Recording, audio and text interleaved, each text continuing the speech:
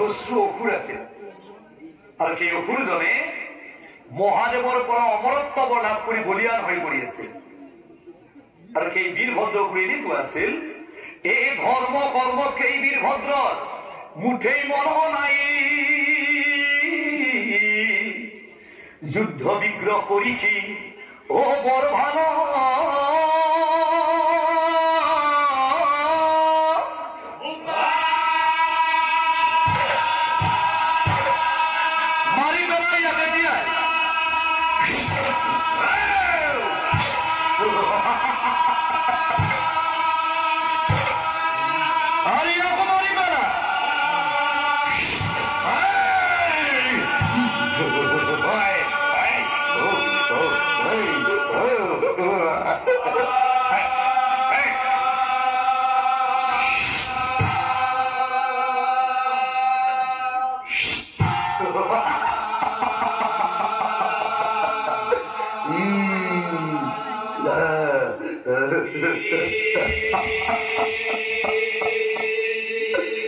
ইমান প্ৰবল পৰাক্ৰমী প্ৰবল প্ৰতাপী অসুৰ আছিল সেই বীৰভদ্ৰ এতিয়া চাওক সেই বীৰভদ্ৰ অসুৰৰ বৃন্দা নামে ভাৰ্যা তেওঁ আছিল মহাপতি ঈশ্বৰ সেৱা স্বামী ভক্তি ও কৰে দিনে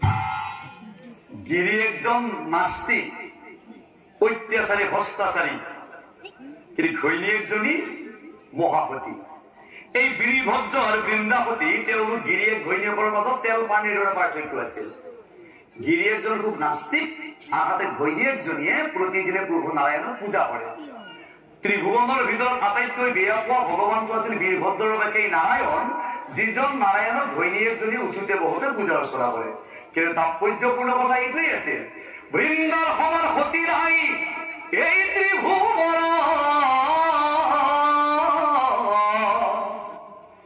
এই কথা জানিলন্ত ও প্ৰভু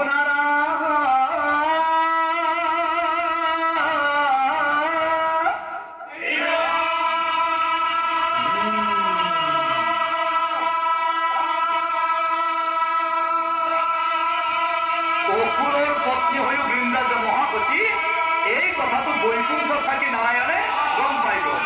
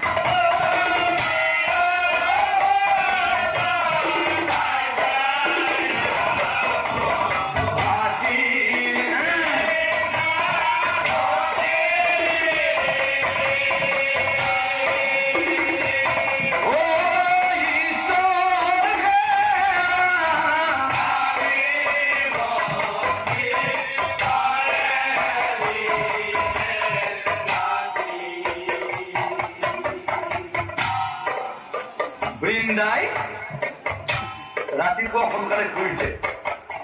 উঠি তেওঁ প্ৰথম কামটো হৈছে তেওঁ স্নান কৰিব যায়। তাৰ পাছত আহি তেওঁ প্ৰভু নাৰায়ণক পূজা কৰে। তাৰ পাছত ইখন সিখন ইটো সিটো কৰে, যাৱতীয় কামবিলাক কৰে।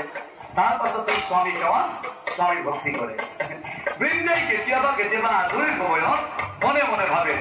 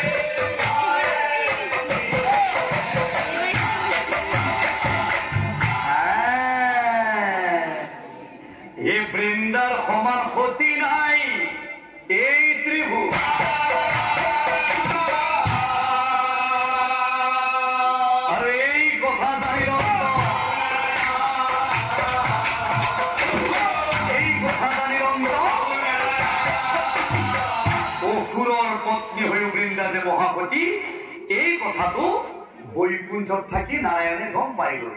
এতিয়া হওক, এই বৃন্দাৰ স্বামী বীৰভদ্ৰ অসুৰবাৰ কোন আছিল? বীৰভদ্ৰ অসুৰবাৰ কোন আছিল? দক্ষৰ যজ্ঞ যেতিয়া সতীয়ে দেহত্যাগ কৰিছিল, এই বাতৰিটো প্ৰথমতে নাৰদ মুনি আহি মহাদেৱক কৈছিল। আৰু নাৰদৰ মুখৰ পৰা মহাদেৱে সতীৰ মৃত্যুৰ বাতৰি পাই খঙত ৰব নোৱাৰি কাল ৰূপ ধৰি মহাদেৱে নিজৰ জটাটো মাটিত আছাৰি দিছিল। আৰু লগে লগে সেই বীৰভদ্ৰ অসুৰৰ জন্ম হৈছিল। আৰু বীৰভদ্ৰই গৈ দক্ষৰ যজ্ঞ ভণ্ড ভণ্ড কৰি পানী কৰি থৈ আহিছিল। এতিয়া চাওক, সেই বীৰভদ্ৰ অসুৰ ইমান চতুৰ আছিল, কি কৌশল কৰি তেওঁ মহাদেৱৰ পৰা অমৰত্ব বৰ লাভ কৰিছিল। একদিনা বীৰভদ্ৰ ৰৈ নাথা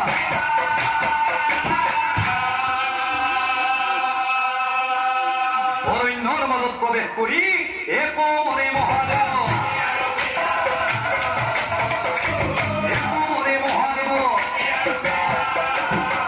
ও বাবা বম ভোলা ভোলা বম ভোলা কাকুতি কৰিছো বাবা দৌৰি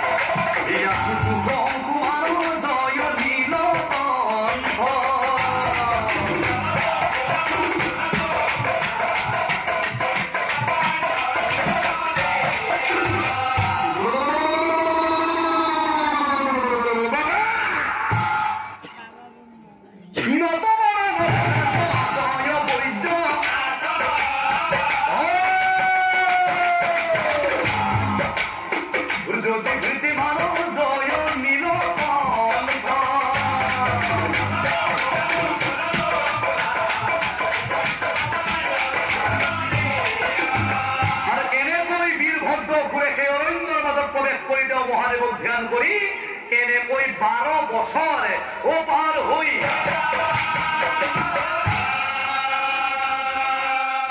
সন্তুষ্ট হৈ মহাদেৱে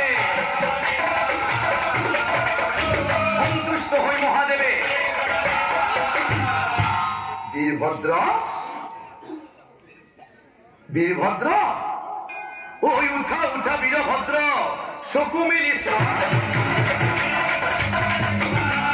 বৈদ্য পৰিকৰ মই কি বৰ লাগে কোৱা বীৰভদ্ৰ বোলে বাবা ধৰিছো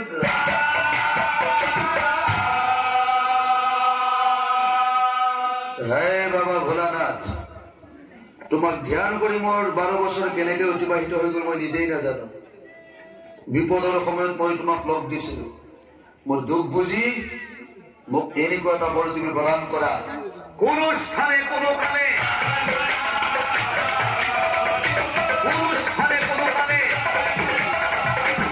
কি কৰা বীৰভদ্ৰ কোনো স্থানে কোনো কালে তোমাৰ মৰণ হ'ব নালাগে ও মানে তুমি অমৰ হ'ব বুজিছা মনৰ মানসা পূৰ্ণ হ'ব কৈছা তথাস্তু বুলিয়া পৰি দিলা খুলো পানী হৈ যোৱা বীৰভদ্ৰ চাইছিবে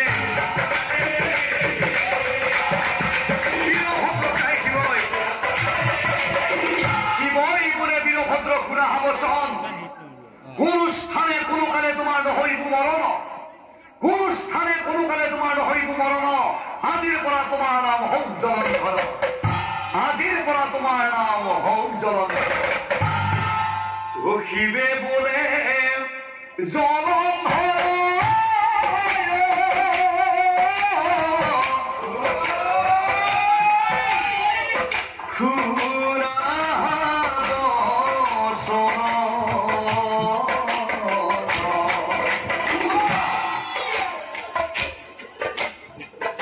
বীৰভদ্ৰ তুমি অমৰ হৈ গলা এই ত্ৰিভুৱনত তোমাক বধিব পৰা আৰু কপাল নাই তাৰ কৰি জনাই তুমি মুক্ত মনে বিচৰণ কৰি গলা আৰু সেয়েহে আজিৰ পৰা তোমাৰ নামটো বীৰভদ্ৰৰ পৰিৱৰ্তে মই জলন্ধৰ কৰিয়েই পেলালো জলন্ধৰ নামেৰে তুমি জগতে বিদিত হৈ পৰিলা অমৰত বৰ মই কৰিলো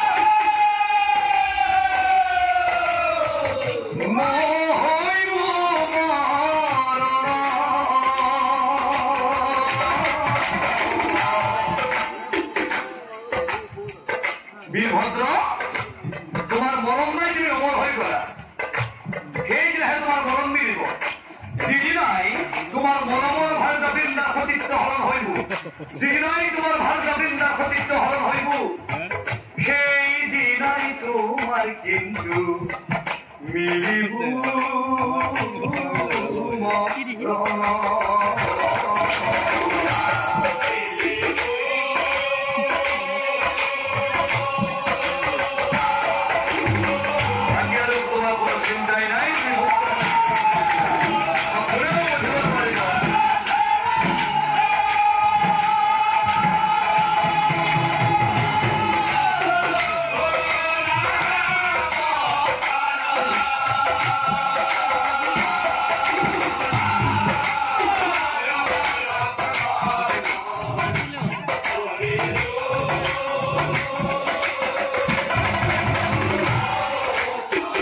তুমি অমৰ হৈ গলা জলন্ধৰ, তোমাক কোনেও পঢ়িব নোৱাৰিব।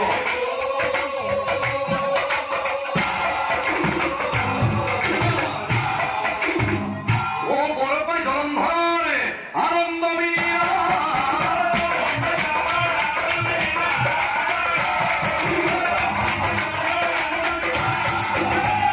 এই মহাৰংগে জলন্ধৰ, মহাৰংগে জলন্ধৰ,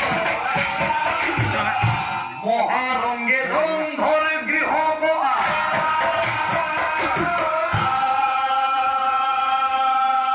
বৃন্দা বৃন্দাবতীকে মাতি আনি, বৃন্দাবতীকে মাতি আনি, বৃন্দা তই নাটকখন কি কৰি আছ? তোৰ যে কামবোৰ বেলেগ আপোনাৰ তই ৰাতিপুৱা উঠ কেৱল নাৰায়ণ, হা দুপৰীয়া নাৰায়ণ, সন্ধিয়া একেই নাৰায়ণ। তোৰ যে উঠোতে বহুতে এই নাৰায়ণক পূজা কৰ। এই নাৰায়ণ বৰাটো আমাৰ অসুৰ বংশত কি কি অপকাৰ কৰিছে তই জান? তই ইতিহাস নাজান। আৰু সেইকাৰণে তই উঠোতে বহুতে এই নাৰায়ণক পূজা কৰা। এই বৃন্দা, নাৰায়ণৰ বিষয়ে তোক কিমান প্ৰমাণ লাগিব, কিমান উদাহৰণ লাগিব, কিমান অপকাৰ কৰিছে সিহঁত। লিখনিৰ শেষ নাই কলমৰ আগত বৃন্দা, তই শুনি যা।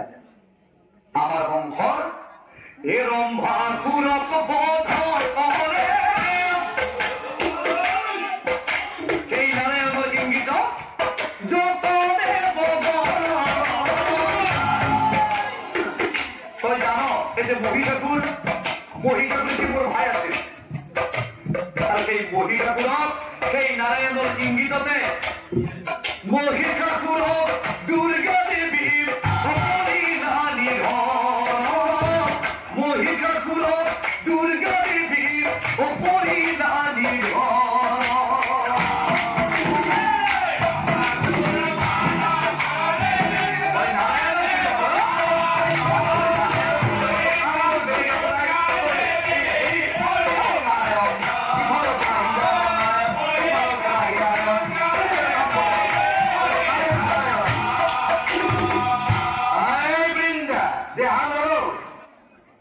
হিৰণ্যকশিপু, হিৰণ্যাক্ষ, বহিৰজা, আমাৰ দৈত্যবিলাকৰ অসুৰবিলাকৰ গৌৰৱ অহংকাৰ আছিল। আৰু এইসকলক তই যে এই পূজা কৰা নাৰায়ণ সেই শেষ কৰি পেলাইছে, কেইজনক নিধন কৰি পেলাইছে তই জান? ও হিৰণ্যাক্ষ বধ কৰে, বৰাহতকৈ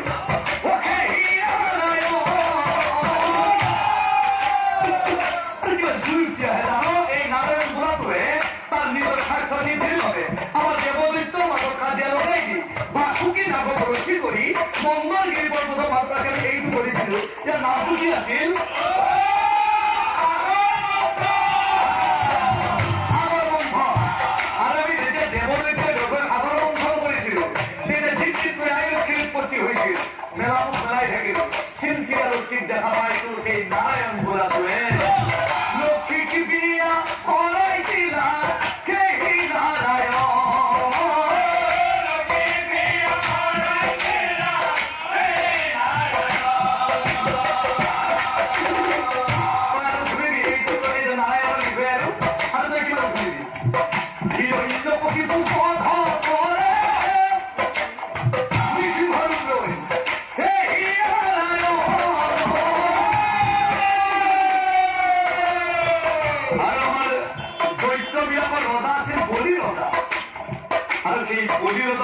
এই নাৰায়ণ বুঢ়াটোৱে এই বামন ৰূপ ধৰি বলি কচৰা কৰে সেই নাৰায়ণ।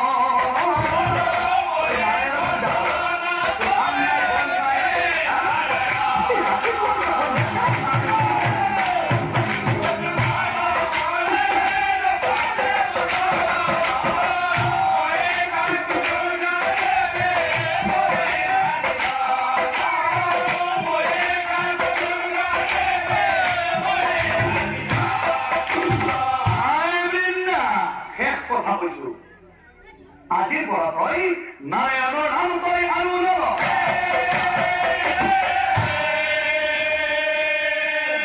নহলে কেতিয়া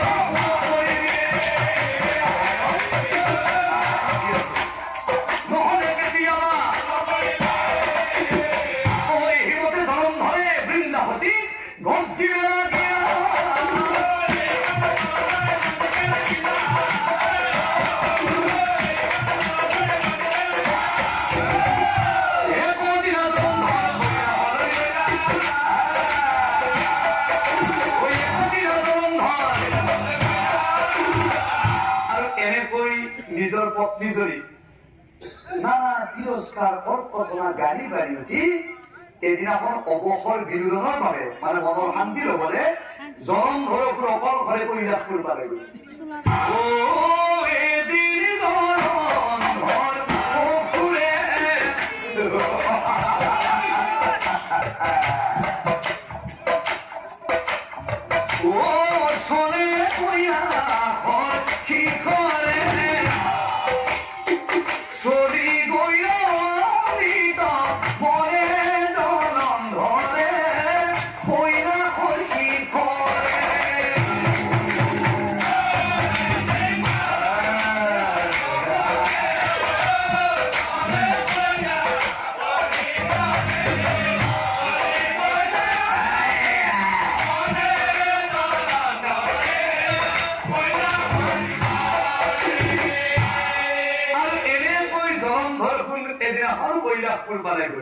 আৰু সেইদিনাখন কি হৈছিল কৈলাশত ও তাতে পাৰ্বতী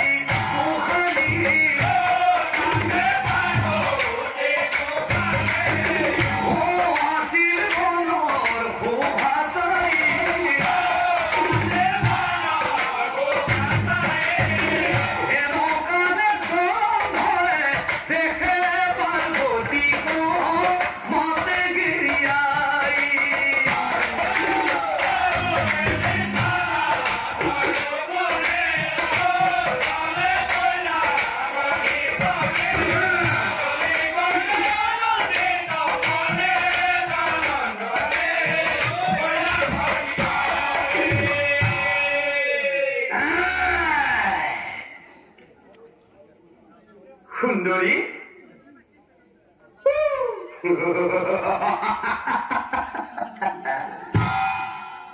সুন্দরী সুন্দরী সুন্দরী বুলি মাতিবে না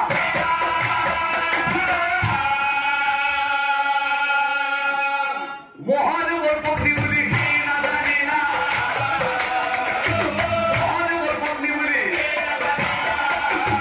সুন্দরী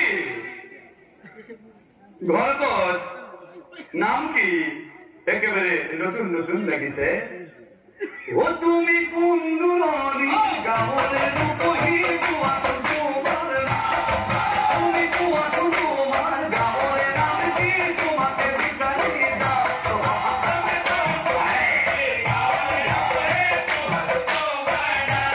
ও তুমি কোৱাচোন তোমাৰ গাঁৱৰে নাম সুন্দৰী সুন্দৰী বহি বহি মাতি আছে কোনে ও মই বিয়া হব পৰিচয় পাইছো এই মাখণ্ড ঘৰতে কাঠিয়া তই পৰিচয় পাইছা তই নাম কি ঘৰতে ছোৱালীজনীয়া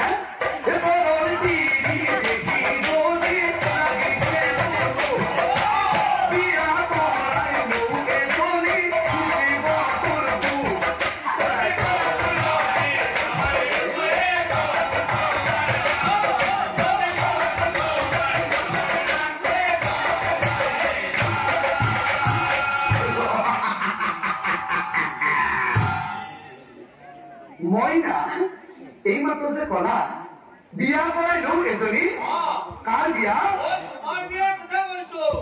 মোৰ বিয়া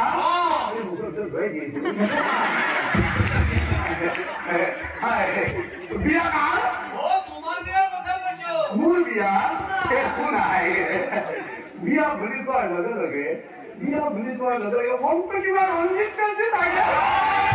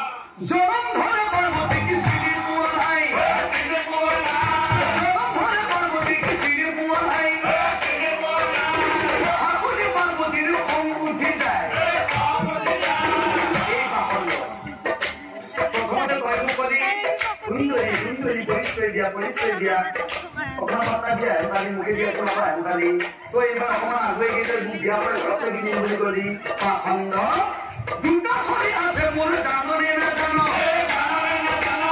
আৰু মোৰ মাৰি যেনেকুৱা বস্তু ইয়াৰ কথা ক'ব লাগিলে আহিয়ে পিঠা বুলি কৰি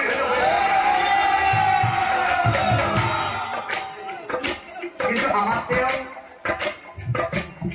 এইখিনি সময়ত অহাৰ তেওঁৰ মানে কোনো সময় নাই কিমান ব্যস্ত তেওঁ এইখিনি সময়ত আমাৰ তেওঁ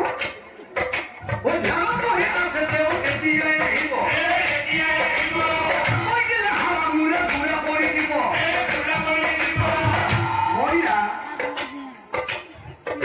তুমি কলা তোমাৰ ছোৱালী দুটা আছে চিয়ানত বহি আছে স্বামী মানে স্বামী আছে ছোৱালী দুটা আছে তাৰমানে তুমি বিয়া হৈছা মই সঁচাকে বিয়া হৈছো অ ছোৱালী দুটা আছে দেখাতো বিয়া হোৱা নাই মই বিয়া হৈছা ইমান কম বয়সত বিয়া দুটা ছোৱালীৰ কথা তুমি কম বয়সত বিয়া আৰু দুটা ছোৱালী গম পালো তাৰমানে বাল্য বিবাহ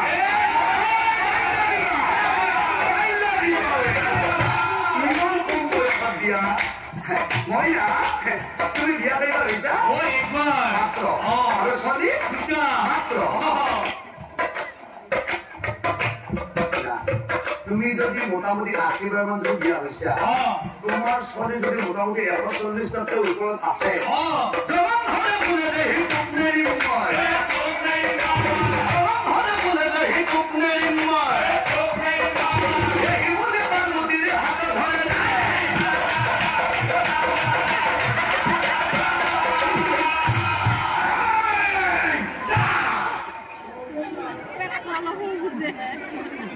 মহাপ্ৰভে পাৰ্বতী আশা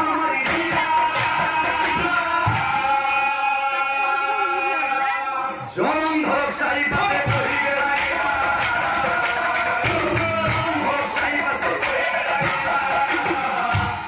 বিয়া কৰা মুড়ি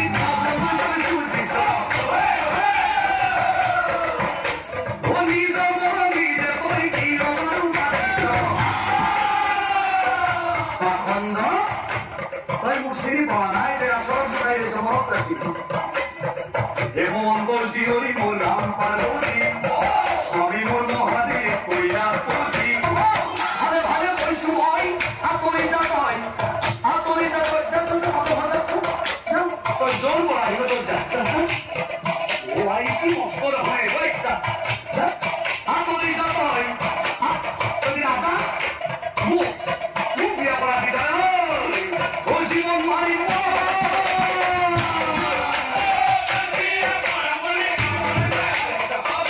আঁতৰি যা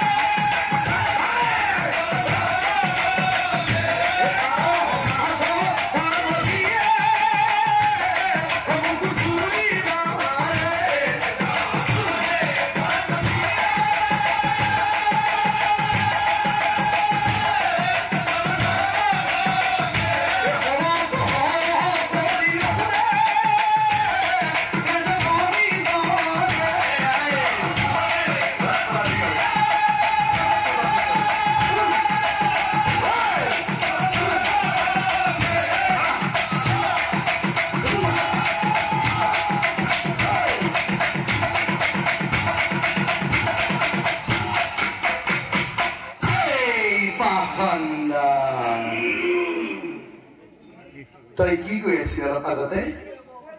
সুন্দৰী সুন্দৰী, পৰিচয় দিয়া হা? মই মুখেদি একো নকওঁ আহেম পালি, তই অকণমান আগুৱাই গৈ এইবাৰ মোক বিয়া কৰাই তই ঘৰত নিম বুলি কলি। ক তোক মই চিনি নাপাওঁ, জানি নাপাওঁ, তই দেখাৰ লগে লগে বিয়াৰ প্ৰস্তাৱ যে দিলি। নাৰী দেখাৰ লগে লগে ইমান বহু বক্তব্য কৰিলে তহঁতৰ ক'ৰ পৰা ওলাও? হা? তই নাৰীক সন্মান কৰিবি নে নকৰিবি? তহঁতৰ কাৰণে, তহঁতৰ নিচিনা বিলাকৰ কাৰণে নাৰীয়ে যে অকলশৰে বাহিৰত ওলাব নোৱাৰে এৰি নিবি। কাৰণ ক এই পাপন, তোৰ ঘৰত তোৰ মা আছে নে নাই? তোৰ ঘৰত তোৰ ভনী আছে নে নাই? তোৰ ঘৰত তোৰ টিভি আছে নে নাই? তই নাৰীক সন্মান কৰিবি নে নকৰিবি? ক তই নাৰীক সন্মান কৰিবি নে নকৰিবি? ক পাখণ্ড, তই আচলৰ হাতত পৰি গৈছ যে তোক মই শেষ কৰি পেলাম। তই নাৰীক সন্মান কৰিবি নে নকৰিবি? লগে লগে জলন্ধৰ অন্তৰ্ধান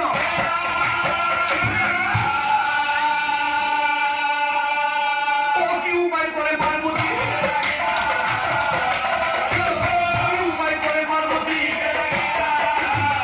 আৰু এনেকৈ জলন্ধৰ আৰু পাৰ্বতীৰ 7 দিন 7 ৰাতি তুমুল ৰং। কোনো পৰ্যায়ে জলন্ধৰক নিধন কৰিব নোৱাৰে, মাৰিব নোৱাৰে। আৰু এই দৃশ্য নাৰদ মুনি দেখি নাপায়।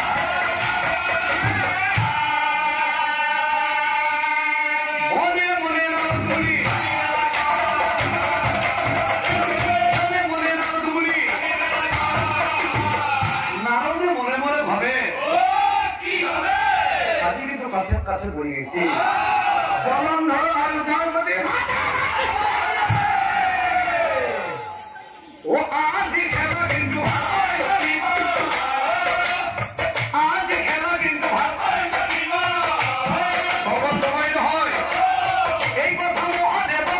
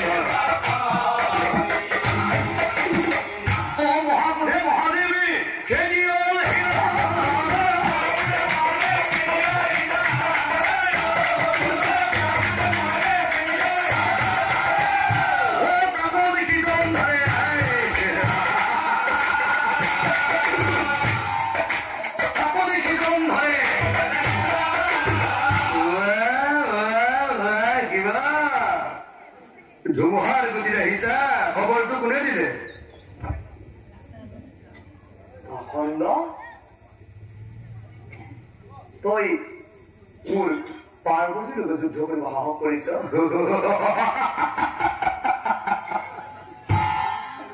শিৱ বাতৰিটো কোনে দিলে? ধুমুহাৰ গতি দেখিছা ভাই? তাচ্ছল্য কৰি টিকিং কৰি সেই জলন্ধৰ অসুৰে মহাদেৱক কেনেকৈ খং উঠাই দিছিল। ৰবা শিৱ ৰবা, যুদ্ধ আচৰণ কৰিবা। আগতে চুক্তি কৰা হওক, মোক বলে পাৰিবানে নোৱাৰিবা? আগতে চুক্তি কৰা হওক, মোক বলে পাৰিবানে নোৱাৰিবা? ভাই শিৱৰ যুদ্ধ কৰা কাম নে বেলেগ কিবা কাম? মই জনাত শিৱৰ দেখোন এইটো কাম।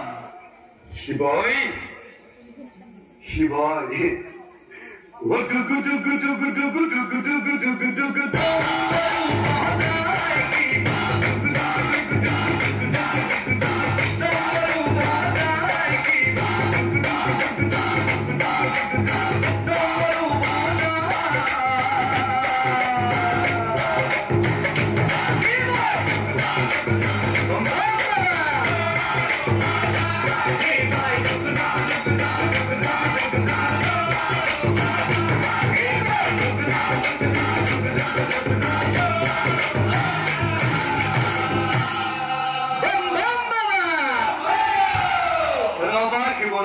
পাছত কৰিবা। আগতে কোৱা মোক বলে পাৰিবানে নোৱাৰিবা? ভাই যুদ্ধ কৰিবা আহিছা? ঢেকি তোমাৰ 23খন কোলা মাৰি থাকা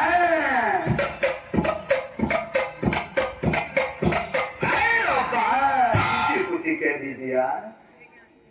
দিনে ৰাতি খুন্দি মৰা, দিনে ৰাতি খুন্দি মৰা জয়িতা ভাঙৰ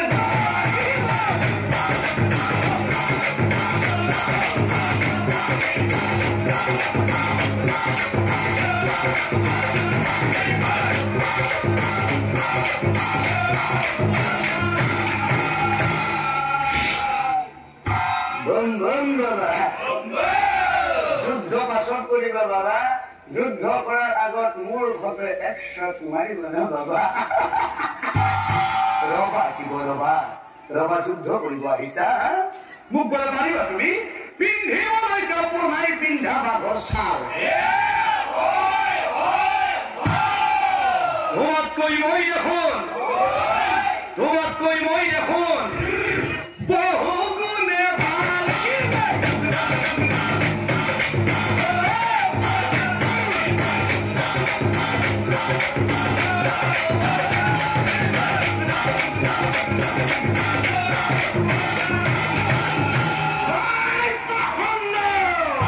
কামৰূপে মহাদেৱে, কামৰূপে মহাদেৱে ত্ৰিশূল প্ৰহাৰ।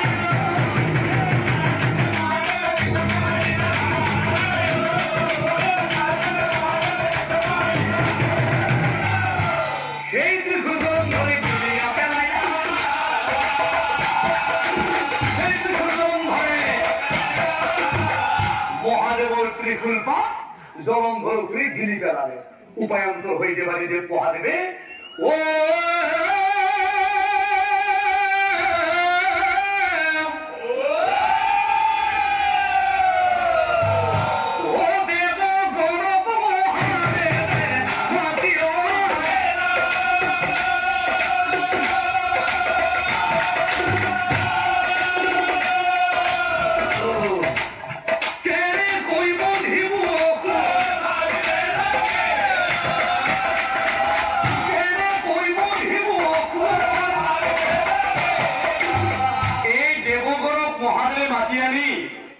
জলন্ধৰ অসুৰক কেনেকৈ নিধন কৰিব পৰা তাৰ উদ্দেশ্য আগত ৰাখি তেওঁ তথাতয়াকৈ এখন জৰুৰী গোপন বৈঠকৰ আয়োজন কৰি দিলে।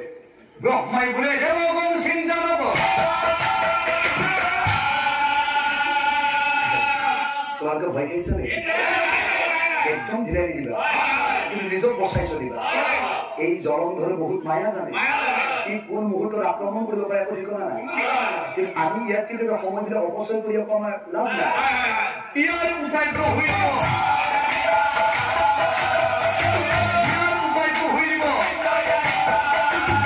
পৰিত্ৰাণ বিচাৰি দেৱগণ বৈকুণ্ঠপুৰ পালেগৈ। আৰু বৈকুণ্ঠত উপস্থিত হোৱাৰ লগে লগে আই লক্ষ্মীয়ে কি কৰিছিল?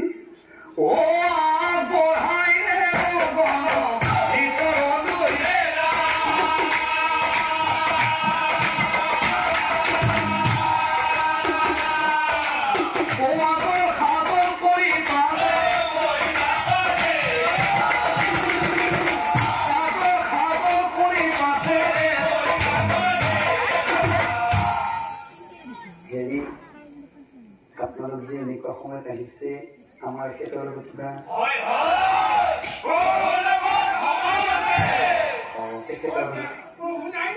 আছে ৰ'ব তেখেতক মাতি দিছোঁ ৰ'ব হস্পিটেলতে জিৰণি লৈ আছে মই ভাবিছোঁ আপোনালোকে বিশেষ কিবা হেৰিতে তেখেত আছে তেখেত জিৰণি লৈ আছে মাতি দিছোঁ হেৰিচোন এনেকৈ জিৰণি থাকিলে ভাল নালাগে বহকচোন বহক আৰু কিবা আছে নেকি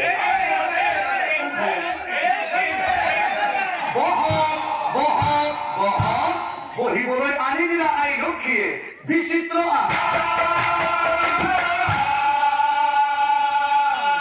সুধি বেলাগিলা প্ৰভুই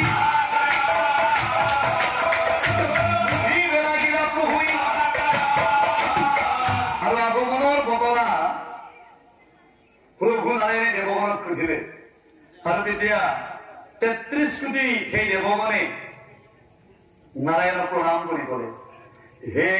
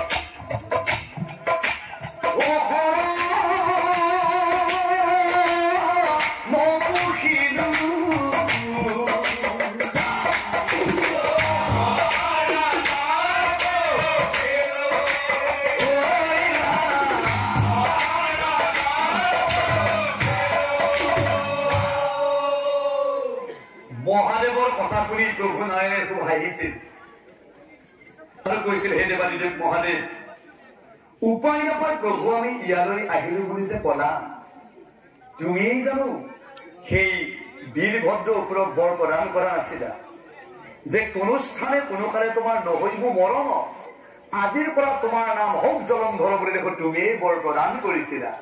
আৰু এতিয়া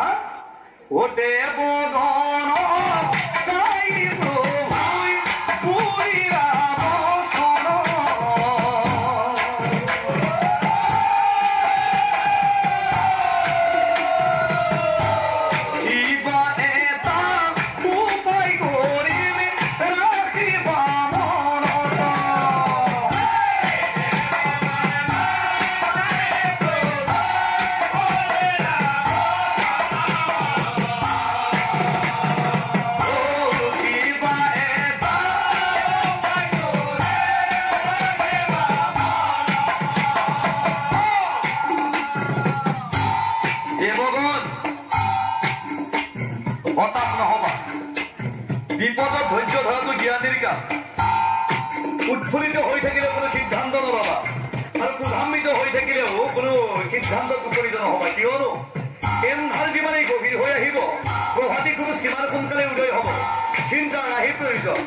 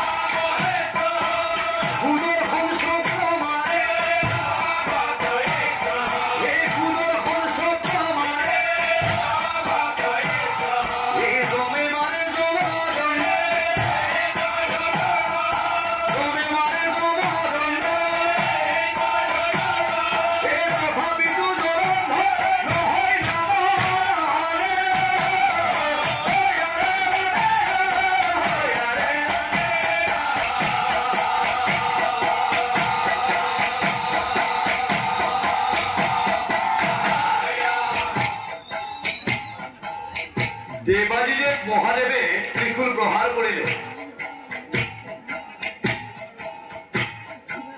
ঈশ্বৰ পুৰুষ প্ৰভু ভগৱন্ত জগতৰ ঈশ্বৰ নাৰায়ণে সুদৰ্শন চক্ৰ মাৰি দিলে। যমে যমনন্দ প্ৰহাৰ কৰিলে। ইন্দ্ৰই ধনুৰ্বাণ মৰাৰ পাছতো সেই জলন্ধৰ অসুৰক নিধন কৰিব নোৱাৰিলে। ইমান প্ৰবল পৰাক্ৰমী আছিল জলন্ধৰ অসুৰ। মহাদেৱৰ পৰা অমৰত্ব বৰ লাভ কৰি বলিয়ান হৈ পৰিছিল। আৰু দেৱগণৰ যেতিয়া এই দুৰৱস্থাটো দেখা পালে,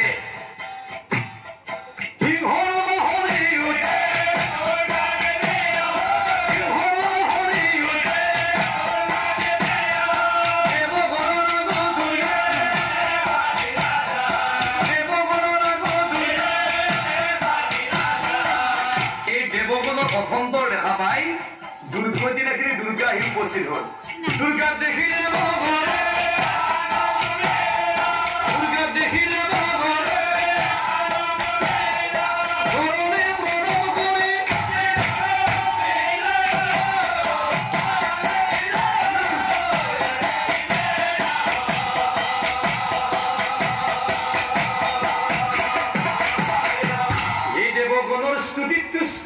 হইলা দুৰ্গা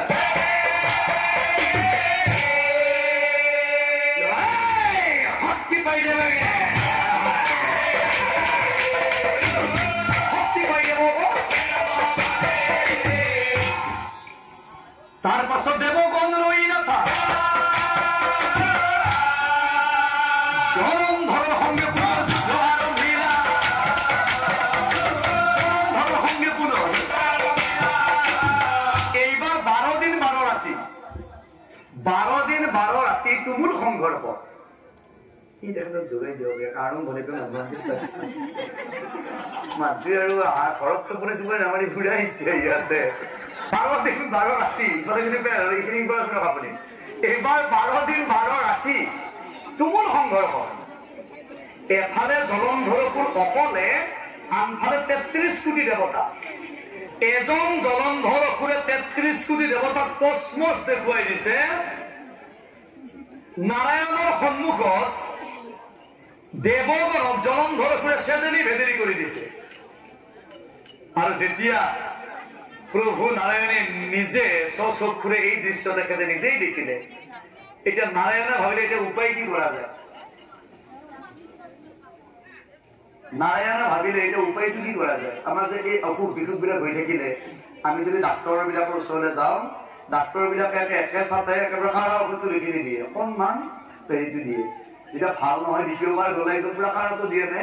ঠিক তেনেকে নাৰায়ণে ভাবিলে যে এইটো পানীত মোৰ কামটো হোৱা নাই, এইবাৰ একদম পুৰা কাৰা পানীত লগাই দিছে। কাৰা পানীত কি কৰিলে, যুদ্ধ চলি আছে, যুদ্ধৰ মাজত নাৰায়ণ অন্তৰ্ধান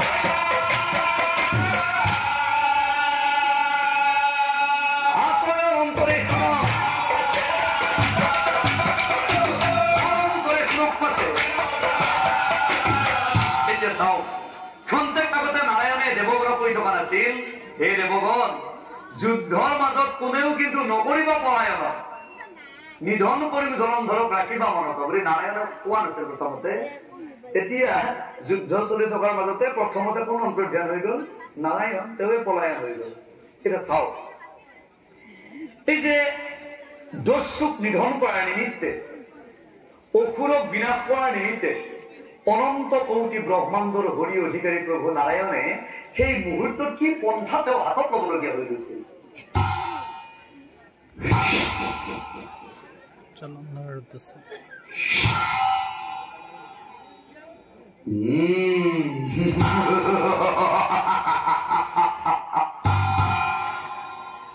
ও মায়া কৰিছি হৰি, মায়া কৰি শ্ৰী হৰি, জলন্ধৰৰ ৰূপ ধৰি বৃন্দাৰ ওচৰে চলি গৈলা।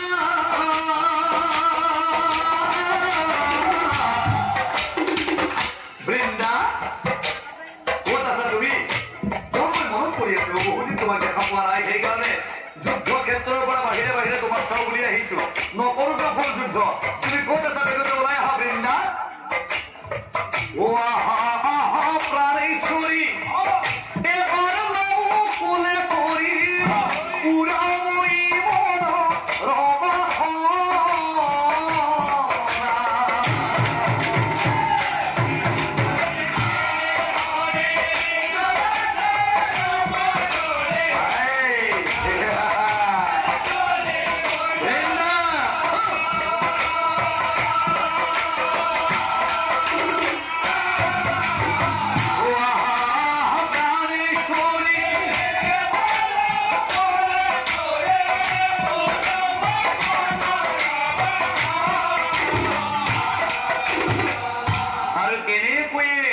ঈশ্বৰ পুৰুষ প্ৰভু নাৰায়ণে জলন্ধৰ অসুৰৰ ৰূপ ধৰি পত্নী বৃন্দাবতীৰ ওচৰ পালেগৈ।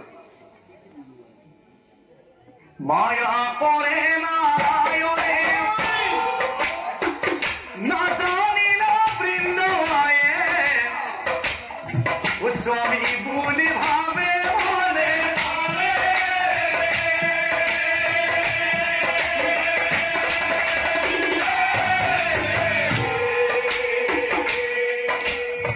স্বামী এই কেতিয়া আহিলা খবৰ চবৰ দিয়াতে পাই আর স্বামী কুসরে পাই ও অন্তর সীমানাই ও সবই গইনা দুয়ো অন্তে পুরে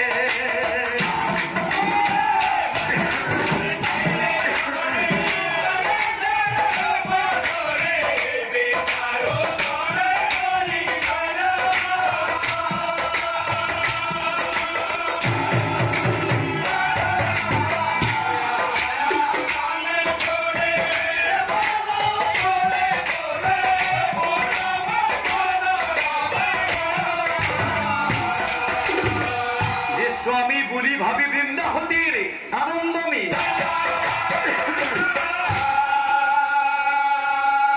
মহারঙ্গে দুজন গৃহে প্রবেশ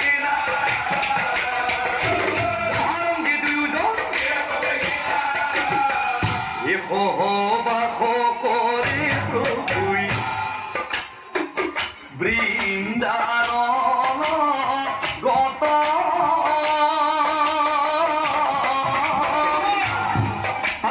যুদ্ধক্ষেত্র দুর্বল হইলা জলন্ধর যুদ্ধ যত যুদ্ধ রমা যত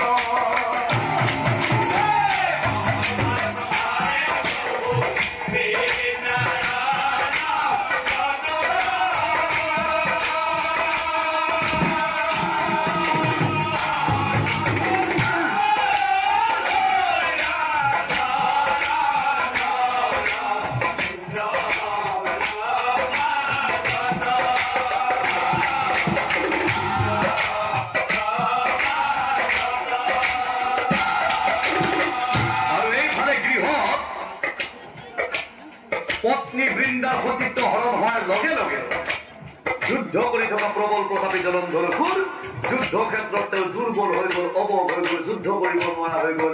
বাৰে বাৰে তো মহামন্ত্ৰবিলাক পাহৰি গল। অকল সেয়াই নহয়, অসুৰবিলাকৰ মাজত বৃহৎ ক্ষতি সাধন হৈ গল। আৰ যত বাৰে অসুৰ আসি হবে মৰি যাই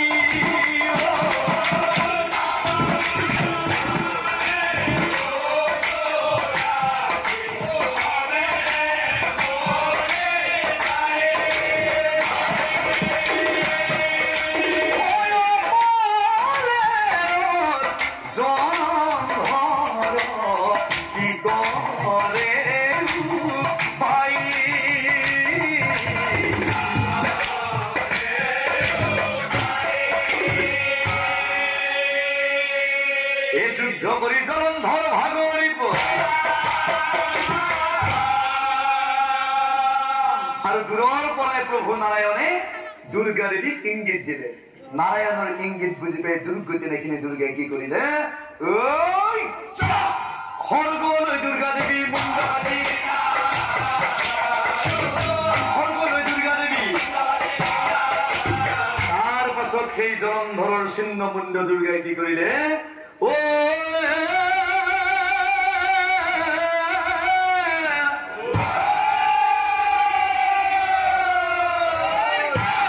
জলন্ধরের মুন্ড গোদ বৃন্দা রাখে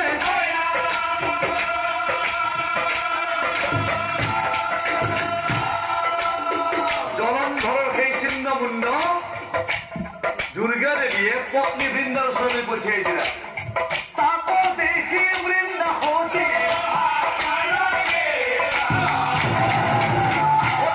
দেখি বৃন্দাবতী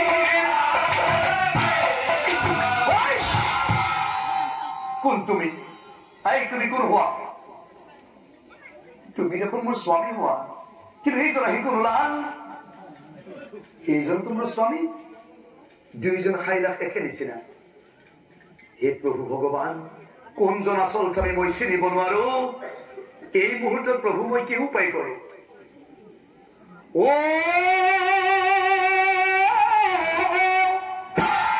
জনম দুখী বৃন্দাবতী, জনম দুখী বৃন্দাবতী, কিবা দুখে হইল দুখী, কিবা কৰা প্ৰভু বিপদ কালত, কৃপা কৰা প্ৰভু বিপদ কালত।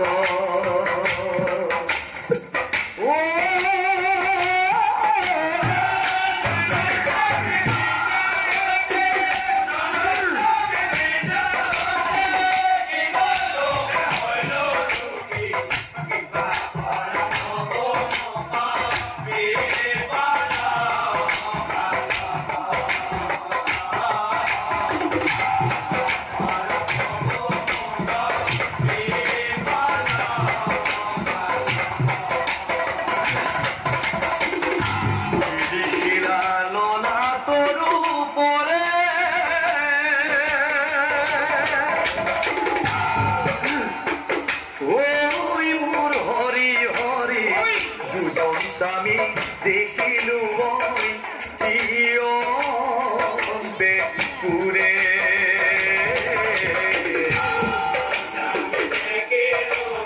তুমি কোন হওয়া?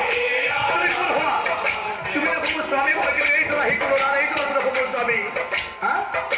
নোকোৱা কিয়? তুমি কোন? তুমি সঁচা কোৱা, তুমি এইজন নে এইজন?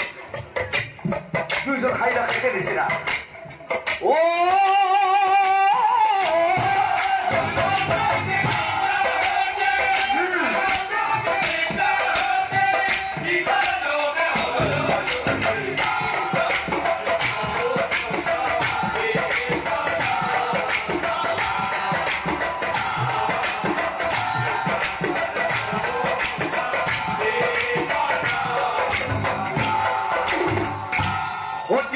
তেজ জ্বলিয়েছে মোৰ হৃদয়ত। তেনেহলে এই দুইজনৰ মাজত যিজন মোৰ আচল স্বামী নহয়, শিলামূৰ্তি হৈ যাওক মোহৰ আগত, শিলামূৰ্তি হৈ যাওক মোহৰ আগত। বৃন্দাৰ সাপে স্বয়ং নাৰায়ণ শিলামূৰ্তি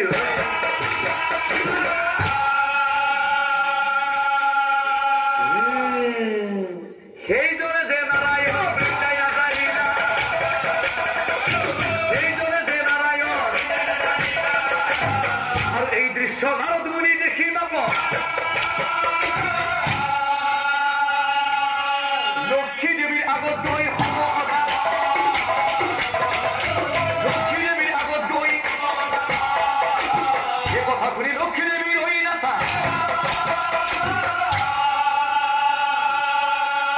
বৃন্দা কোনে ক'ত ঘৰ? কি কয় ফল? কি মোৰ স্বামী ক্ষীৰ বনাই পেলাইছে? ক'ত ঘৰ? কি কৰে? বৃন্দা কোনে? হা? বৃন্দা বৃন্দাবতীৰ ওচৰলৈ গমন কৰি, বৃন্দাবতীৰ ওচৰলৈ ঐশ্বৰ্য বিভূতি ধন সম্পত্তিৰ অধিকাৰী স্বয়ং লক্ষ্মী দেৱী গৈ বৃন্দাক স্তুতি কৰিছিল। ও কি দুখে হাৰিলা হে বৃন্দাবতী, কি দুখে হাৰিলা তুমি, জগতৰ বাপ দিলা বিধি তাপ, কি দুখে হাৰিলা হে বৃন্দাবতী, কি দুখে হাৰিলা তুমি।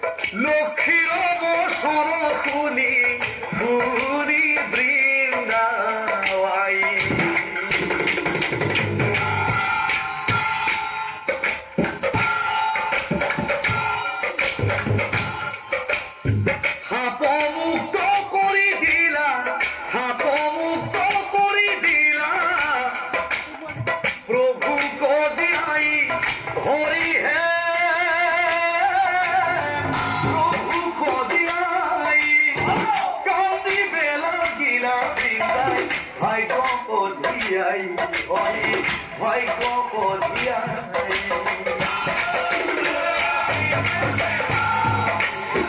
হে বৃন্দাবতী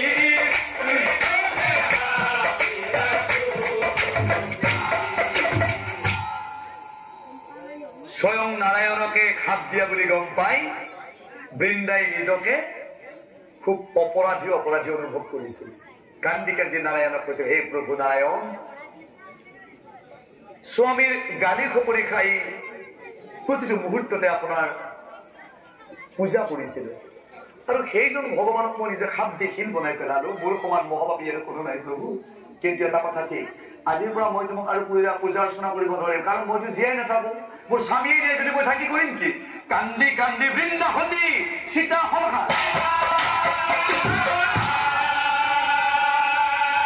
জলন্ধৰৰ মুণ্ডভূত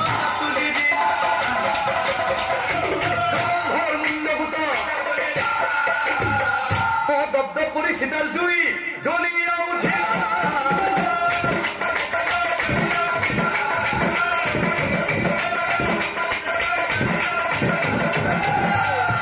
প্ৰভু প্ৰণাম কৰে বৃন্দায়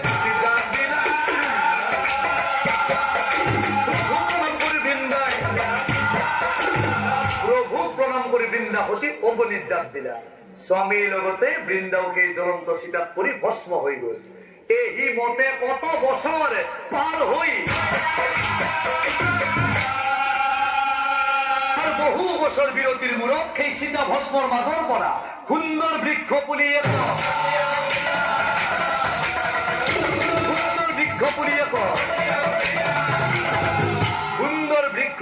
সীতা ভস্মৰ মাজৰ পৰা গুজিয়া উঠিলা। লহ পহ পৰি বৃক্ষ বাঢ়ি মেলা সেই বৃক্ষৰ নাম তুলসী ৰাখিলা। সেই বৃক্ষৰ নাম প্ৰভু তুলসী ৰাখিলা, আৰু সেই বৃক্ষডালৰ নাম প্ৰভু নাৰায়ণে তুলসী ৰাখিলা। আৰু তেতিয়া সেই তুলসীৰ গছজোপাই কান্দি কান্দি নাৰায়ণক স্তুতি কৰিছিল, হে প্ৰভু নাৰায়ণ, মোৰ সমান মহাপাপী এই ত্ৰিভুৱনত কোনোৱেই নাই। নাজানি নুশুনি মই খাপ দি পেলাইছিলো, আৰু পুৰস্কাৰ হিচাপে মোক পবিত্ৰ তুলসী বৃক্ষ হবলৈ কলে। কীৰ্তাৰ্থ মানিছো প্ৰভু, কীৰ্তাৰ্থ মানিছো। কিন্তু প্ৰভু এটা কথা কওঁ, যদি আমনিবোধ নকৰে, মোৰ স্বামী জলন্ধৰপুৰ খুব অহংকাৰী, অত্যাচাৰী, ভ্ৰষ্টাচাৰী নাস্তিক আছিল। তোমাক তেওঁ খুব বেয়া পাইছিল। তেওঁহে বেয়া পাইছিল, মইতো পোৱা নাছিলো। স্বামীৰ গালি খপনি খাইও মই তোমাক পূজা অৰ্চনা কৰিছিলো। গতিকে প্ৰভু, মই মুক্তি পালো ঠিকেই আছে। মোৰ স্বামী জলন্ধৰ যদি মুক্তি নাপায়, পত্নী হৈ কিন্তু মোৰ কোনো মূল্যই নাথাকিব। তেখেতক পাৰে যদি মুক্তি দিয়ক। আৰু প্ৰভু, যদি অকণমান আপুনি চিন্তা চৰ্চা কৰি বিবেচনা কৰি পাৰে যদি তেখেতক তোমাৰ চৰণত ঠাই দিয়া। মই কাকুতি কৰিছো প্ৰভু, মোৰ স্বামী জলন্ধৰপুৰক তোমাৰ চৰণত ঠাই দিয়া। তেতিয়া সেই পত্নী বৃন্দাৰ স্তুতিত, অৰ্থাৎ তুলসীৰ গছজোপাৰ স্তুতিত নাৰায়ণ সন্তুষ্ট হৈ গল। তেতিয়া লক্ষী আৰু নাৰায়ণে সেই তুলসীৰ গছজোপাক কলে, শুনা বৃন্দা, তোমাৰ স্বামী ভক্তি আৰু সতীত্বৰ গুণত বাৰুকৈয়ে সন্তুষ্ট হৈ গৈছো আমি, আৰু সেয়েহে তুমি পবিত্ৰ তুলসীৰ বৃক্ষ হলা। এতিয়াৰে পৰা পৃথিৱীৰ মনুষ্যই তোমাৰ পত্ৰেৰে, তোমাৰ পাতেৰে মোক পূজা কৰিব, আমাক পুজিব, আমি সন্তুষ্ট হৈ যাম। আৰু শুনা, পৃথিৱীৰ মনুষ্য প্ৰত্যেক বছৰে কাৰ্তিক মাহৰ তোমাৰ তলত বন্তি প্ৰজ্বলন কৰিব। তুমি মুক্তি পাবা, তেওঁলোকো মুক্তি লাভ কৰিব। কিন্তু তোমাৰ স্বামী জলন্ধৰপুৰক মই কেনেকে মুক্তি দিম চোৱা। তোমাৰ স্বামী জলন্ধৰপুৰ সমুদ্ৰৰ গৰ্ভত পাঞ্চজন্য শংখ হৈ জনম লভিব, আৰু কুৰুক্ষেত্ৰৰ যুদ্ধত মই তাক শুকুৱাই দিব।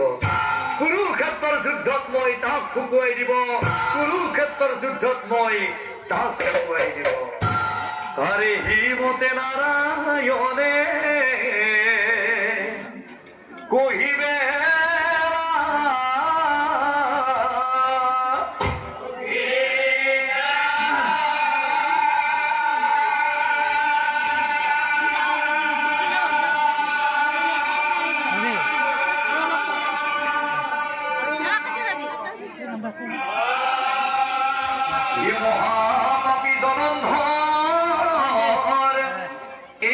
পত্নীৰ স্বামী ভক্তি আৰু সতীত্বৰ গুণত পাঞ্চজন্য শংখ জনম